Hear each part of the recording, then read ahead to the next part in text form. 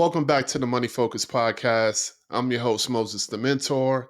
And on this episode, I'm happy to be joined by Bree Hartman, who's the owner and CEO of Storage House Group, as well as an acquisition specialist. She's here to share her journey, her insights on finding and investing in self-storage facilities. So let's dive in. All right. Thank you so much, Bree, for joining the Money Focus Podcast. I really appreciate it.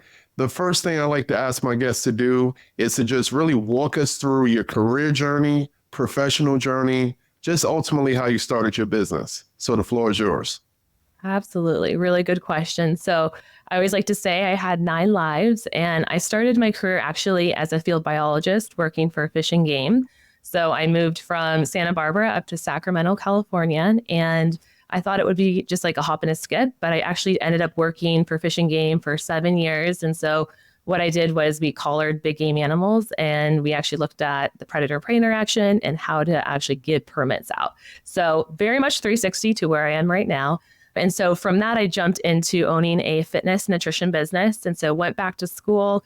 And I think just as an entrepreneur, you learn how to do business differently. And so I learned the very first time I built it wrong, and so you learn all these different steps in and outs. And that was 5 years that I owned my business before actually COVID happened. What I did right was I created an app so that you could actually train people one-to-many throughout the US. And when COVID did happen, it kind of blew up, which was fantastic. So I ended up going through COVID, selling my app, and I really envisioned just having a family. And so I built this business wrong. And when I got pregnant, I kind of woke up one morning and I was like, oh my gosh, I built this business the wrong way. And what do I need to do next? And that was a big epiphany for me. And so I actually ended up selling that business, and we bought another house across the street, and that was our accidental rental. And so I thought as an accidental rental, I'm like, yes, I got the thing, real estate, this is going to be my next thing for my career. And little did I know, buying that accidental rental was going to lead me to my first storage facility. And so with that, you start to paint the walls, and you learn about the tenants don't understand what mildew versus mold is. And tenants would leave, 8 months out of the 12-month contract. And so there was a lot of big lessons that I learned. One of my favorite was there was a service dog that kind of came in halfway through, and there were supposed to be no dogs allowed. And that dog actually created $7,000 of baseboard damage. So to me, I was like, okay, I had this vision of owning 20 houses, and I was dashed because I'm like, this is a lot of work. So I wanted to kind of think bigger and see what else was out there in the sense of assets, because I wanted to live a different life with my family and have that financial and time freedom. And so that actually led to storage. And so I was painting the walls of my rental, and I was listening to the storage podcast. And when they mentioned no toilets, less tenants, and very little problems, I was like, yes, that's my thing. So I actually that night, just being about 4 months pregnant, I was Googling, when's the next self-storage conference to learn more. And I actually bought my ticket at 1 a.m. in the morning without telling my husband. And when he woke up, I was like, guess what I'm doing? I'm going to a self-storage conference. And he's like, oh, honey, are you okay? So that was, I think just the big turning point of understanding going from residential real estate to, wow, self-storage is an asset. You can actually build a storage portfolio, live out of state, live anywhere within the world, and manage it with a non-manned approach. Appreciate that breakdown on how you actually move from, my side of the house, which is, the rental properties, to getting away from the toilets to focusing on the storage business. And I love that you invested in yourself. One of the first things you said was, hey, I sought out information. So listening to podcasts. And then you also made the commitment by going to those conferences. And again, I encourage that a lot on the show, to invest in yourself. That's key. That's a huge deal. But ultimately, obviously, you purchased a storage unit. So talk us through the initial challenges that you had when you first got into the business. Absolutely. So when you have this big vision, you're like, okay, you learn all about these things and you think it's going to go A to Z. But I think the biggest challenge for buying the storage facility is I was, pregnant, and we're like, is this baby going to come, or is the storage facility going to come? And as a mom, you always try to be like, the storage facility is coming. So I put a lot of effort into that. But finding a good deal, I think that was the biggest piece. Our facilities, we have 2 right now, which is over 84,000 square feet of storage. Our first facility that we purchased was actually near Baton Rouge, Louisiana. And I'm based in Sacramento, California. So I never thought that we would own anything in Louisiana and kind of be that far away, because I started out looking for facilities close by. And so the initial I think, process of when you find a good deal, you move fast. We put that letter of intent in and you move through due diligence, which is kind of different than, I would say, residential, because it takes around 90 days. And so our first facility that we purchased is around 370 units, and then with an additional 67 RV and boat spots. And so our biggest challenge was closing an SBA loan. So I don't know if are you familiar with like an SBA loan a little bit? It's for storage as a business. I would love for you to break it down. I mean, I think most people know the Small Business Administration, but I don't know anyone personally that's ever qualified and received funds. So if you could break it down, that'd be great. Yeah.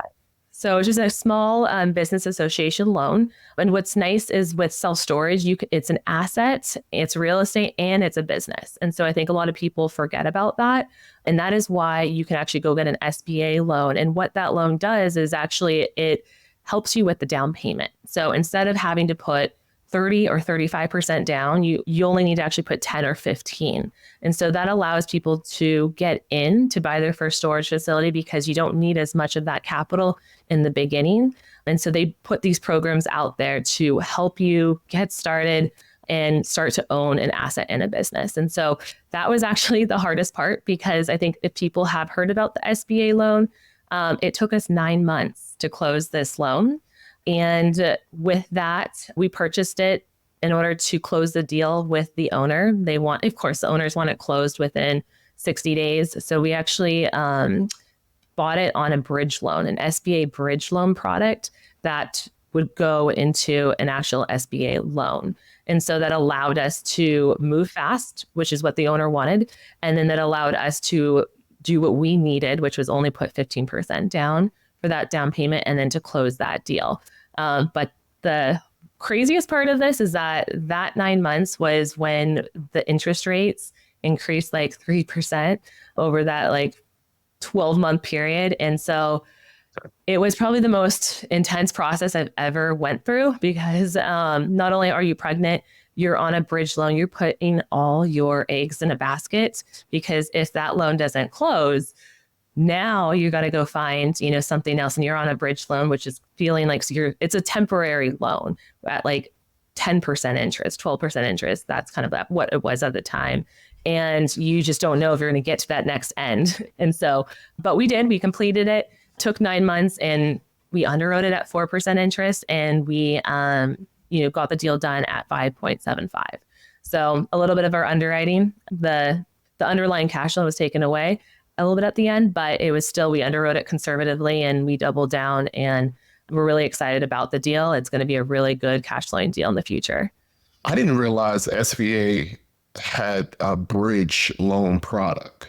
So man, I just want to make sure I heard that right. So they have your traditional, like your long-term loan product with SBA, but while you're going through the, I guess like the qualifications process, the bridge loan product is directly through SBA. Is that correct? Yeah. And that's what's nice about it, was that it was an SBA product. So if you qualified and they said, yes, like you met all the criteria, we're just going to need to close it on our end and get all the materials, that helps you feel a little bit more comfortable to be on that bridge loan, which helped us reduce our risk a little bit. And that's why we did it, was because it was an SBA product that said, hey, you've gone through the first screening, everything looks good.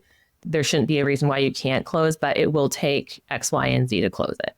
Yeah, that's a huge plus for sure. Yeah. The fact that it's all connected. Yeah, I like that. And what we liked about this property, just like real quickly for the self-storage, was that we saw that it was an underperforming facility, which means that it had a website, but the rates were the lowest in the town. They weren't doing good operation. There was weeds everywhere. We could increase the prices like 20% day one.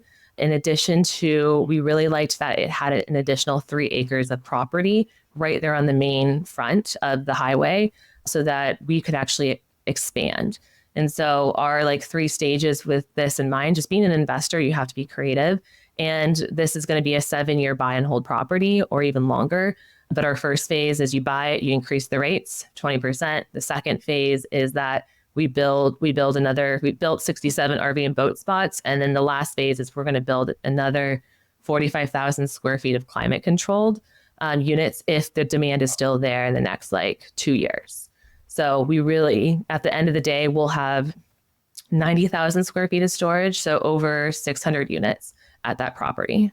Pretty much you took a property that was underperforming. It could be a variety of reasons. When we target properties like in that situation, he was an ex-pastor and he had owned the property for 8 to 10 years.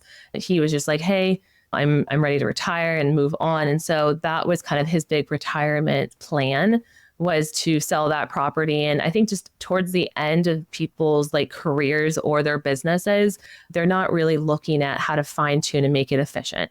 So, there's a lot of things that you can do to automate and put systems on, such as the gates and the security, and then to improve your customer service. And so those things were very much left behind. And we saw that as like money on the table.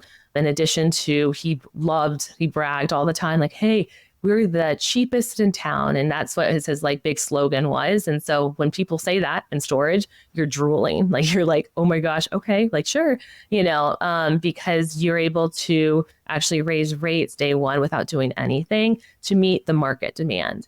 And so we look at a lot of price dynamics in storage, and just similar to like hotels or airlines, as it gets closer to your flight, the prices go up. And the same thing happens with storage. And that's why I love it so much, is because you have dynamic pricing. And this mom and pop owner was not doing that. So we were able to, increase the rates based on the demand that we saw in the area.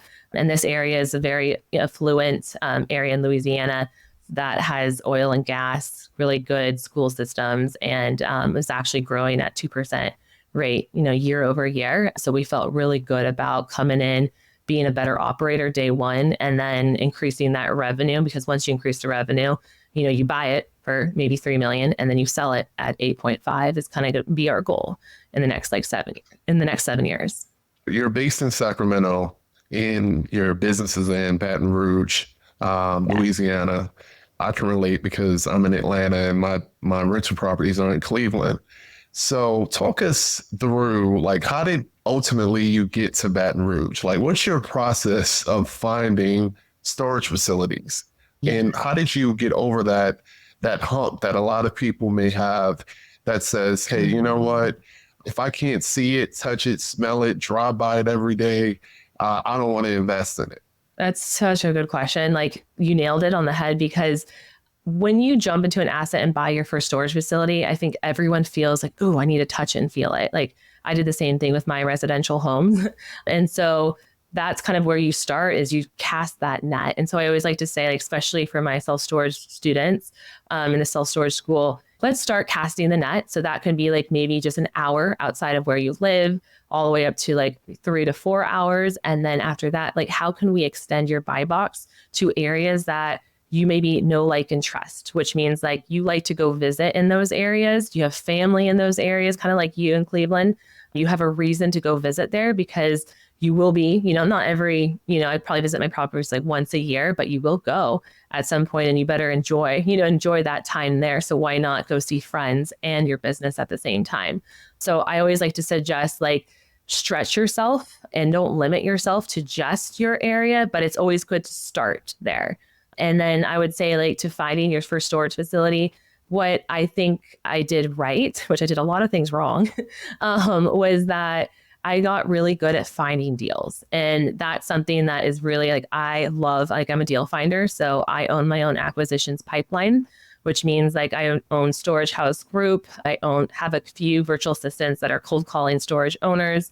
We have a lot of processes and systems. And then what I do is I kind of get on the phone and close those warm leads and negotiate a seller financing deal with them. And so I always like to say, like, a really big skill for storage is finding a deal, because if you find a deal, the money will come automatically. And so one thing that, I always like to kind of tell people is to start with finding deals in general is I call it like my top 100 list, but you can actually start today. Like, you guys don't need to know A to Z. You can start like today finding your facilities. And so I'm going to kind of go through. Do you mind if I do a fun little demo? I was like, Moses? I don't mind. Go ahead. Okay. So if you go onto Google, just like Google Maps, and you actually type in self-storage, do it near, let's do Sweetwater, Tennessee. And so this will pop up as all the self-storage facilities within that area. I love Tennessee. If anyone finds one, I will partner with you all day. So you can actually look at all the facilities on there, and it'll go through different pages. So if you scroll all the way to the bottom, make sure you look through all the pages. And then what I like to do is I look at that map with all the storage facilities, and I look at, okay, are the businesses doing well? Do they have under 4 stars, and why? And then do they have a website? And so these two key things are huge when you're looking for mom and pop underperforming storage facilities. And so you can actually start creating your list. And so I will actually click on one of them. I saw one of them. I picked one with my student the other day, and it had no website. It was a beautiful, like 200 unit facility. It had a picture on the very thumbnail of Google My Business that it was like all this junk in a storage unit, which shows you that's under an underperforming mom and pop. And they said, I wouldn't even rate this place a 1 star. It was so bad. And so that one I'm calling right away. Like, I'm saying, you better drop right now, call the facility, try to get a hold of the owner, because they could be an absentee owner, or they could be like, hey, nearing their like retirement career, where they're like, it's not worth my time to go in there and, make it better. Or they just are like, I don't like technology. And you would be surprised at how many people own mom and pop businesses that are retiring that somehow got through COVID without a website. And it's still shocking to me, but they are out there. And so those are the exact storage facilities I want you guys to create. And so with that list, you can just put it on Excel, you can write it out, but build a list of 100 storage, facilities that you would actually want to purchase today. And then from that list, every single week for 1 month, you're going to call the facility number, which is on Google My Business. Everything is right there. Or you can send them a mailer. And I always chunk it down. Do 25 one week, 25 the next week. And in the whole entire month, you now, have 100 people that you've called, 100 leads. And I'm sure we're between like a 2% and maybe a 5% people will answer and say, yes, I want an offer. So just real quickly, that was kind of like one little tip that I love and I started off doing. And I got really good at finding mom and pop underperforming facilities that would be open to considering an offer and selling. If a business doesn't have a website at this point, Right. at the basic level, a website will help drive some traffic. So that's probably someone who has an older business and, they just kind of just not operating it effectively. Let's just say that. So I think that's And that's where like the technology, I mean, everyone here, goes to Google and they say, where's the nearest grocery store? Where's the nearest, like whatever you need, you input that in there. And if you're not on Google My Business or you don't have a website, there's no way that you can do service anymore. And I know I'm a millennial. So if that happened and I couldn't find a website to make a payment or, get a unit right away without talking to someone, I know I would probably go somewhere else. And that's why we like to target those. And then it's nice to kind of just put an easy tech stack on top of that to make it better day one. Talk to us a little bit about like some of the monthly expenses. I know Yeah. a big one that I'm thinking about is management. So if you can really definitely talk us about management, but even like other expenses. I know we said no toilets, but I'm sure some other things that break. Oh yeah. Talk to us we about got, that. it's a business. No, you're totally right. And, but I do like to always say like, what's nice about storage is that it's a box, like a 10 by 10 unit is a box with, sides, a roll up door and probably a concrete pad. And there's not a whole ton of maintenance, which is exactly what I like. I know a lot of people love to make things look pretty, like Airbnbs. I'm the opposite. I'm like, I love just business. Like, let's talk numbers. Let's move. Let's make this more efficient. And that's why I connected really well with storage. But the expenses, which I like with storage, is that an estimate right now coming in at a larger facility might be around 35 to 38% expense ratio. If you have a smaller facility, such as 100 units or less, that will be around 42 to 45% expense ratio, and which is nice because in the hotel space, for example, they're at 68% expense ratio. So you have a bigger, larger margin to cash flow. And that's why I love storage, is because that gives you that ability. The expenses, though, like if you want to talk about expenses, it's the two killers, I think, in storage that I have seen for deals when I underwrite deals is real estate taxes. So, based on the new price that you are purchasing that property from, what are the new real estate taxes? Because every state, every, city has different ordinances. And so I always, no matter where I'm going, I'm going to Google, what's the real estate taxes in maybe Sweetwater, Tennessee. And then I can calculate, you have to calculate it based on the new purchase price that you're purchasing at, not the old. And then I have seen this wrong actually in broker offer memorandums or OMs where they have the real estate taxes wrong, and it has really killed some deals for people and screwed people over during their due diligence. So real estate taxes is number one deal killer I always look at, especially in Texas. That's why I don't say I like Texas, but I don't say I love Texas, is because of their high real estate taxes.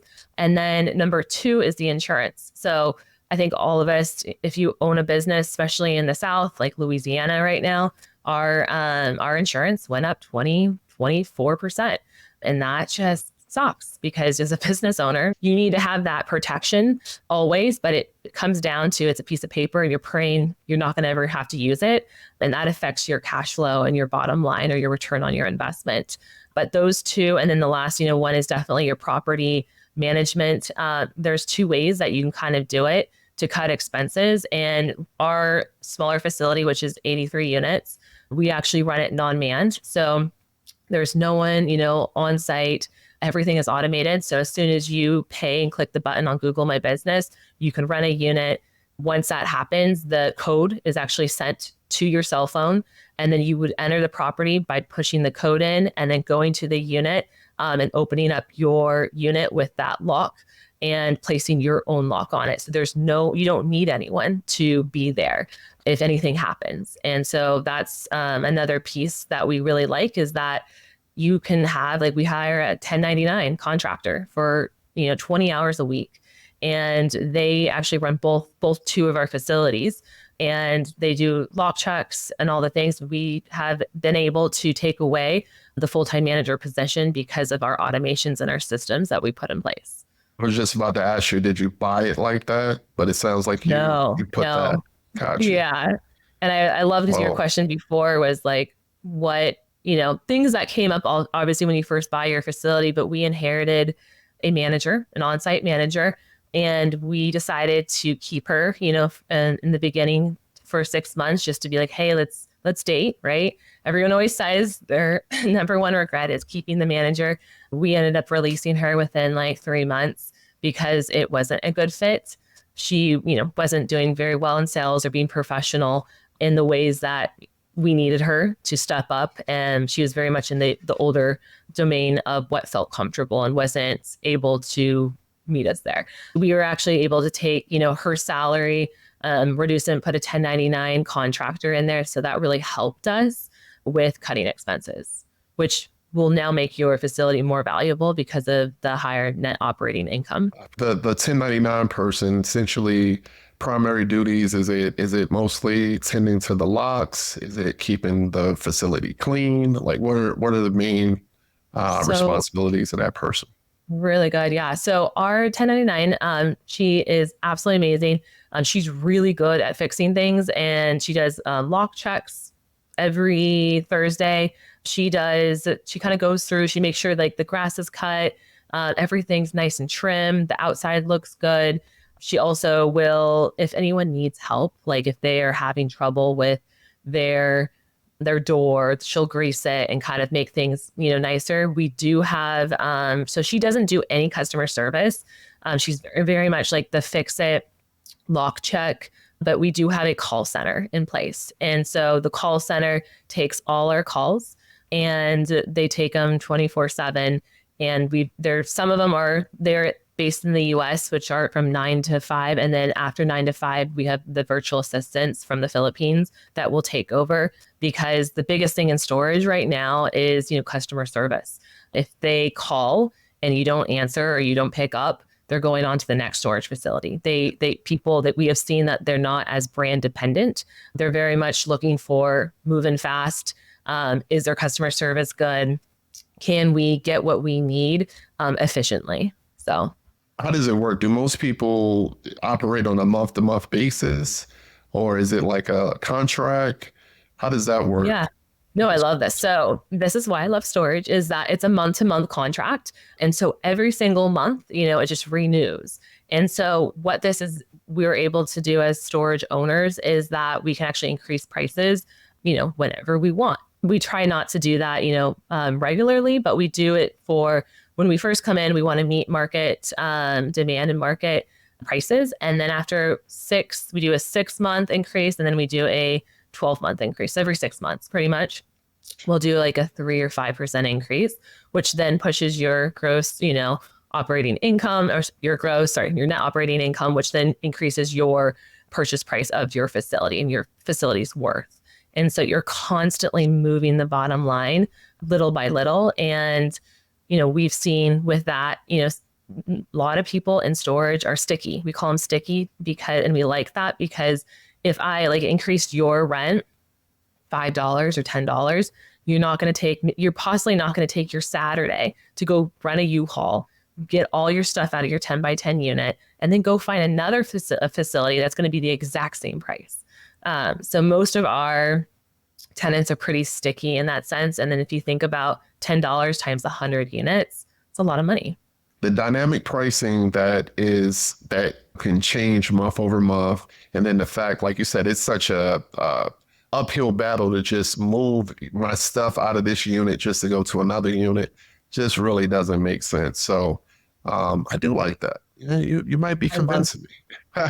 Yeah, so I was like, come over to the storage side. Come on over. And I think they call this the 4Ds, but because a lot of people, storage was not sexy. Like probably 10, 12 years ago, it was, just a box, and even banks didn't even think it was bankable. And so it's becoming more and more popular. And it's because people have seen that you can use storage in an up market, a down market, and a sideways market. So they call it recession resilient. And so with that, it's you have to think about how your customers, we call it products. It's not just units, they're products because we own a business. And so with that, there's death, there's divorce, displacement, and then decluttering. I think it's called the 4Ds. But people use storage as a community to store their things when they're either downsizing, such as right now, recession, people are moving into condos or apartments. And so they're putting their valuable things somewhere to keep them safe so that they can lower their expenses from their household. And then you have death, you've got sadly divorce, so people are moving. So however people are moving, that really helps the storage industry. So when interest rates are lower, that a lot of people are moving and buying houses, you have a big bubble, big boom. And then we still have really good occupancy, throughout recession times because of these daily things that happen in our lives. And we also have businesses that come use our facilities, such as the banks. They put their valuable documents in 6 of our climate controlled units. And then we also have truckers that come and park their trucks, their RVs, and their boats. So there's just a lot of need, to put your items there. And people are more likely, sadly, in 2008, they're more likely to pay their storage unit price versus their mortgage. So the first thing that goes out is, mortgages might not be paid, but they want their stuff secured, right? So that people have seen in these consumer reports that they're more likely to pay their storage facility fees each month to keep things safe. Next question is going to be about cash flow. Oh, yes. in the rental property kind of industry, you'll hear people say $100 to $200 is kind of like, your go-to mark per unit. And honestly, for me, I was like, that was too small. And that was the reason why I invested in Cleveland, because I pretty much get $400 to $500 a door, consistently net. Because I like to talk net. A lot of folks get on social media and stuff and talk about gross. But realistically, what can you net per unit? Or is it even equated that way on the Yeah. storage facility level? Do you look at the whole property, or is it still based on per door? No, really good question. And I hate how, I mean, a lot of people will say it depends because it does. Because it's a business, you have to have this certain operational plan in place. And so that's why like in a market in, Louisiana is going to be different than a market in Sacramento, California. But I get this question a lot, and I think how I like to put it into perspective, and I think this is what made me think bigger, was being able to cash flow like $500, like you said, on a rental property, which is probably less than, an 8% return, depending on where you buy. And then looking at a storage facility, even just a smaller facility of 100 units, you could possibly cash flow, depends on the square footage and all your operations, probably around $3,000 to $4,800, depending on where it is. I just wanted to give you that like range. But if you think about it, how many houses, like 10, you would need to get to 10 houses to get to one storage facility. And I always think about economy of scale, right? So it will take me how much effort and time to buy 10 houses versus how much time is it going to take me to buy just one facility and let that cash flow and put operations on top of it. And that was my deciding factor, when I was pregnant, was like, I'm 35, I'm in my mid 30s, I want a family. I want to live this life differently. Like I want to go, like, let's go. Let's not just, go slowly. Let's move fast, take massive action and build, our goal is to own 12 to 15 storage facilities throughout the US, non-manned, so that I and our family can work from wherever in the world while obtaining financial and time freedom. And so that was kind of like a big, I don't know if that helps economy of scale. Obviously, you can make a whole ton more. I just wanted to give you like that one facility. Like we have one that's 83 units that is very possible to purchase. And I always like to say, like with my self-storage school students, I don't love houses, but I bought a house like 2 weeks ago and it was $400,000. And our same storage facility that is 83 units, I bought for 500,000. So very similar, right? And this kicked me every single time. Like, should I buy it? Should I buy it? Because I was like, I could buy another storage facility, but this was across the street from my house. So my little baby girl will be able to be the land property manager. I'll get to teach her. But this is the economy of scale. Is you can buy a storage facility less than 500,000, even $200,000, and people don't even think about that. And have the business write-offs. And I think this is what is key for a lot of people is you now have cash flow. You're going to play you have cash flow and the appreciation game. And now you've got depreciation for tax benefits that you can apply in your taxes because you're a business owner. And you can do a cost segregation to reduce your W-2 income. And you can play this great game of financial time freedom, building of wealth by accumulating facilities. And so that's kind of, I always like to say, what would you pick? The great thing with real estate is there are many ways to skin a cat. So, if someone prefers the economies of scale approach and, like you said, one property, 83 units, perfect. Some people can't get over the hump, like we talked about, as far as buying a property that they can't truly see on a regular basis. But it will limit you. So I think for me, and hopefully people that's listening to the show, the whole point of the show is to give you options with your money. Then the ability to learn from Bree when it comes to storage, to learn from me when it comes to rental properties. you have to find what really drives you. And also, like, I'm not limited to just rental properties. Like, I would be happy to own a storage facility. I'd be happy to own a car wash. Like my good friend Hannah Ingram came on the show and broke down. So it's a lot of ways to make money, and I just think your approach is great. I love the way you find properties. I love the way you broke down the different ways that you increase the value in your properties. But I wanted to ask you, what is the time commitment? I'll be remiss if I let you go before Yeah. really talking through that. Like, is this something that someone can work a 9 to 5 with? So we have two different ways you can actually structure the time. And so our larger property that we purchased for our first facility, we actually decided to hire a third party management company to manage that. And the reason for that was because of we wanted to buy other properties. And so that did free up my time and my other business partner's time in order to, find the resources to go out there, purchase more storage facilities, and build the portfolio. And so, I think one day we might, if once we have like the 10 facilities, we would open up our own property management service so that everything would be housed underneath one. But for now, we're kind of in this growth stage. And the property management that we have does a really great job, with checking in and kind of monitoring. They do the marketing, they do all these different things that support that facility. And we really trust them because there's a lot of bad property managers. But when you start to, vet, the property management systems, we, really, really enjoy the people that we work with. And then our smaller facility is all on the automations. And so I do have two other business partners. So there's three of us total.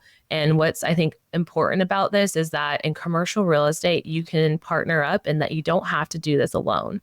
And that was something that was really very important to all of us, is that we could divide our skill sets and our strengths and go out there and conquer. And so I personally, my side of the business is I do acquisitions and I also do the capital raise. So I do the private money lending for our new acquisitions and for the facilities. My two other business partners, one does the underwriting and all the numbers each and every week. And then the other one does more like the property management piece to it, because she's really, really good at talking with the city, getting the occupational licenses, like doing all those key pieces, making sure that the facilities are running well. So I, want to make sure I talk about, business partnerships, because I thought I had to do it all alone. And that's not something that appeared to me when I first started. And I am so blessed that to have good people that I know I'm going to grow with future. So I don't know if that was helpful to you, but you can do it two ways. You can do it yourself. And I would say it's about 6 to 7 hours a week for our smaller facility, that maybe even less, that once you get the systems in place and you have a call center, you're just checking in on, the KPIs, because that's the biggest piece as like a business owner, is that we're looking at the KPIs of our automated systems. And then we're also looking and monitoring the KPIs of our property manager and making sure that they're doing exactly what they said they're going to do. And, we call as a tenant pretending to rent. And so every once in a while, just to monitor how fast are things happening. What are the reviews? We haven't gotten a review in 2 months. Why not? What are the organic ways of marketing that we're doing? We're spending $500 on Google My Business. Is this converting? So I think I always like to say, like, how can you be that CEO that doesn't have to always do it yourself, but how can you look at those KPIs and then delegate efficiently? We can talk for hours about this I stuff. love it. And I can tell you love it. So I know the audience will as well. But for the sake of time, what final advice or thoughts would you like to share with someone who's really trying to get their feet wet in storage and, kind of direct them in the right path? And then also close this out with how to reach you, your website, your social media. So the floor is yours. Thank you, Bree. I think that a lot of people can get into analysis paralysis when you have to be overeducated. And I'm just someone that's like, yes, let's know the nuts and the bolts, which I think is important and the foundation, but getting an understanding just to kind of get out there and take massive action. Like there's a difference between massive action and passive action, right? Passive action is the educational component, and you could stay in that educational component for years. Like I have friends that are like, I'm going to buy a storage facility, and it's been 5 years. And then I've got people that are like, hey, I just need to know, what's that one step that's going to get me closer to buying my first facility. And that first step that I went over today is like your guys' step. Build a 100 storage list and start with becoming good at finding a good storage deal. And the money is going to come. And so if you have a deal, if you have an owner or a broker that's willing to sell, you have the gold in your hands, And so that was my big key piece, is that something has to be to really move you, right? To make you take action. For me, getting pregnant as my first kiddo, coming along, envisioning my family. Some people I know it's like, actually retiring from their W-2 or being able to finally travel or have a little bit more passive income. And so you have to have that why, and then you have to make that jump. And everything that I did was super uncomfortable. And it still feels like I'm in that green goo phase, but it's that massive action, I think, at the end of the day. And then, I think the last thing is, I think finding people in your corner that do your asset class or, are a mentor, such as yourself, like Moses, and finding those people to surround yourself by, because in real estate, we all know it's not all rainbows and butterflies. You have days where you're like, wow, like I had a deal the other day I was so excited about. I've been working on it for 2 weeks. And I called the planning development, and there's a whole storage facility being built. And that was a deal killer, And so those days when you're just like, oh, I was so thrilled about this, and now I got to start over. And so, yeah, finding a coach or a mentor in a community to surround yourself by. And I think that's really important. And that was a big key piece for me for starting the self-storage school. And so we started that in January. And I help people buy their first storage facility within 90 days. And so that's something that I'm just very passionate about. Is I made a lot of mistakes, but getting people to take massive action, and then don't worry about how to fund that deal. Worry about how to find that deal first, and then all those key pieces will come to you. That's a mindset change that people have to make. That last part you just said. Don't worry about funding that deal. Worry about finding that deal. And so I really appreciate you pointing that out. Shout out your school. Like, how can people tap into you if they, are interested in joining your school? And then also don't forget your social media. Absolutely. Yes. So if you guys want to find me on on social media, Instagram or Facebook, I'm there daily. I love talking with people. So please say hi. My Instagram handle is Bree.theinvestor. And I know Moses will link it below, but what I really wanted to give you guys is as a little bonus, I have a freebie of how to find self-storage deals on Crexy or LoopNet. And so I'm going to give Moses the link below just to click on it, and you guys can download it, as well as my self-storage buy box template. So I'll put those together for you for your show notes and just for your guys' listeners, because I value so much of letting us just have this conversation. And I told Moses, I was like, we're going to partner on a deal. Like, why aren't we doing deals together? So he's in Georgia. I've been finding deals in Georgia. And so I can't wait. This is what it's all about, is I think the communities, the vibes, the people, and helping, lifting each other up and partnering on why aren't we doing deals together and putting our strengths, as a team. So I'm really excited to kind of chat with him more, but we are opening up the self-storage school so June 10th, we will open up the wait list. So if you go to the link below, or just go into my Instagram and say school, I will send you the wait list link. And then we will be starting the self-storage school, which helps you buy your first storage facility, helps you find them, helps you fund them, and it helps you put confident offers on. And they start July 16th. So it's coming up, really excited about it. So if you're interested, definitely reach out. I just really enjoy helping people buy their first facility and getting their whole life turned around, because it only takes one. And I always like to say, you don't have to do it by yourself. Like, you never have to do business or storage investing by yourself. We've got people in the community here to do it together. Perfect. So again, everything will be in the show notes, the description. Thank you so much, Bree. It was an excellent conversation. I learned so much about storage, and we'll definitely keep in contact.